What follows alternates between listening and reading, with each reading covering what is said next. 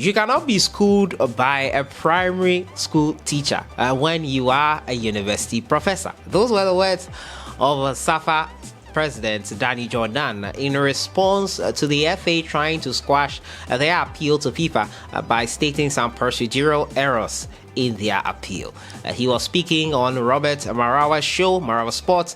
We all know Ghana vs South Africa. There was a protest filed by South Africa, which FIFA has not brought out a verdict yet. He was speaking on the issue of FA trying to use the procedural mistakes. We'll have a look at the interview today. Also, South Africa Football Association CEO has suggested that should the verdict brought out by FIFA not go their way, they will going to CAS to protest it. Well, I don't think they should get ahead of themselves. They should relax and hold on for the verdict. But for now, the verdict is not, and that is what we are going to discuss today. As usual, subscribe if you have not.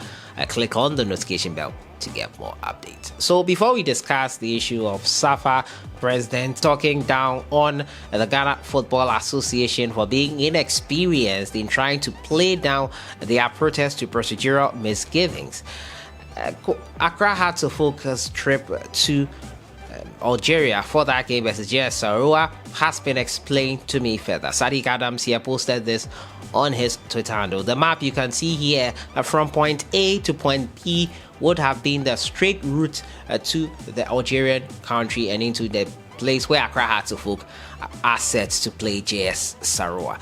But unfortunately, there's no straight flight from Ghana here heading to that place. And JS Saroua, when they were coming down into the country, had to use similar routes in getting to Ghana. No straight route. The chartered flights that would have been available to Accra to hook to is not available for them.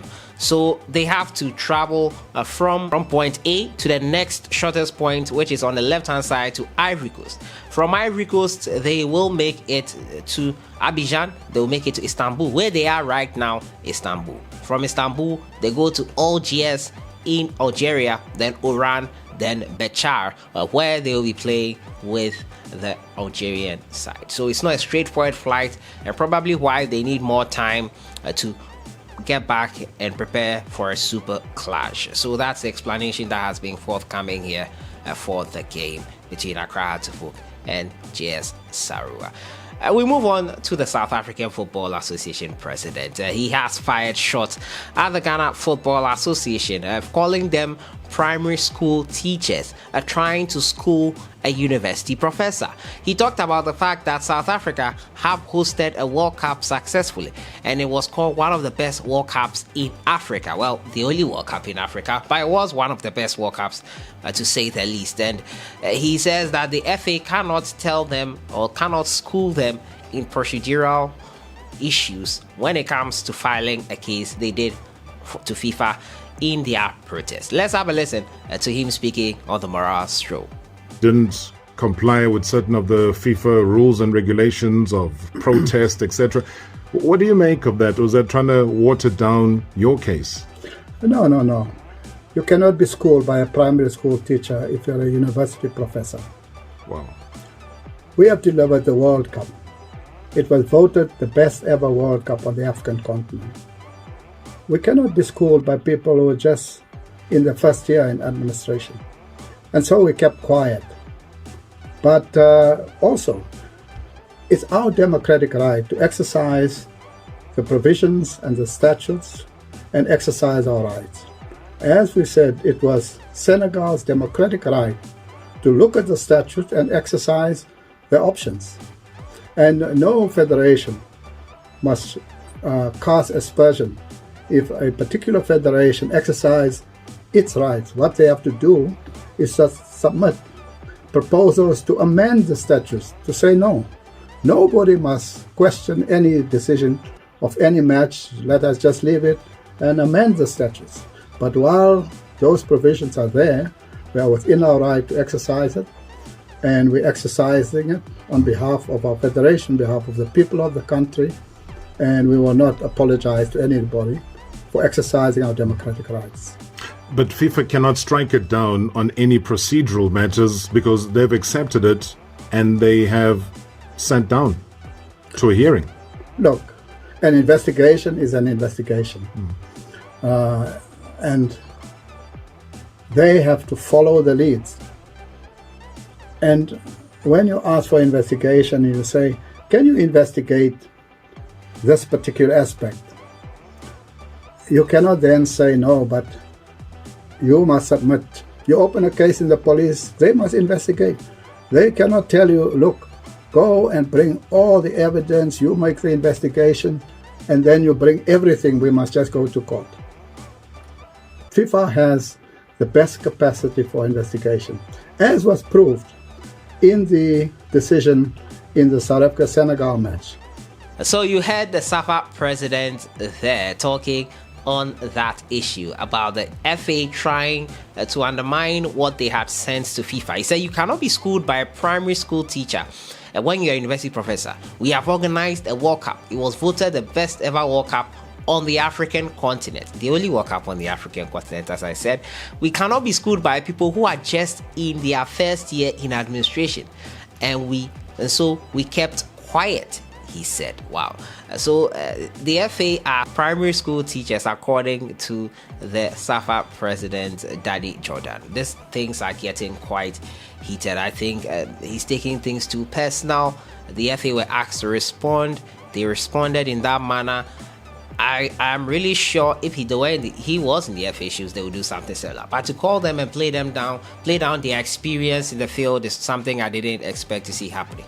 Yes, you might be more experienced than them. You might have hosted a World Cup. You must have done a lot of positive things or bigger things than the Ghana Football Association in their first year of the first term of office, but it doesn't call for all these things that he's saying here, trying to undermine the FA. I remind you, people who are in the FA right now have experience over the years.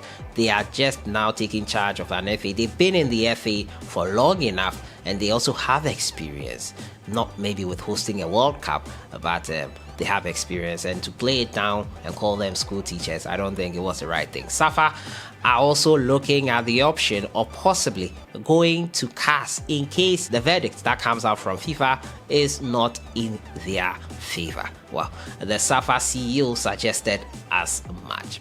And now the CEO, Tebogo Modlante, has hinted that they would move to the Court of Arbitration of Sports should they not be satisfied with the outcome of the appeal against the penalty Ghana were awarded in the World Cup qualifiers. And now the Safa immediately launched a case with the World Governing Body after that controversial penalty and game versus Ghana on November 14th, which was converted by Andre Ayew. I think as South Africans, the mistake we have made is that everyone thought the decision would be announced on November 23rd, he said. Remember, they said they were going to listen to the matter on 23rd. FIFA didn't say they were going to give a decision on that day. So let's give them their time to do their work. There are a lot of things they are dealing with. If they don't give you a good reason, you can still go and challenge the matter with Court of Arbitration of Sports. So they'd rather do their work, and we give them the space. There have been reports that an official from Ghana traveled to Senegal and met referee Ndiaye before the actual match day. Motlanthe said they have received a lot of information from the West African country and they are ready to disclose them to FIFA. There has been a lot of information that is coming from Ghana itself about a lot of things. So they are giving us information, he added. FIFA said if there is information you get, you must disclose it. If not, then you are part of it. So we will wait and see, not put pressure on them. Let them do their investigations. We ask everyone to remain patient. The CAF World Cup qualifiers are headed to the final round with 10 nations set to battle it out for the 5 slots for Africa. So South Africa are open to using all the methods and all the channels available to them to fight this matter to the end. It's really getting quite intense. A lot of things are happening. Motlanthe here more or less saying that if the reason they give us is not tangible enough, if investigations or the verdict is not in our favor, there's always the Court of Arbitration of Sport. This is quite interesting. South Africa are keen on making it to the World Cup playoffs. They want a rematch.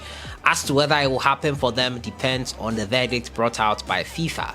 We'll hear from FIFA pretty soon, I am sure, because the draw is not that far away.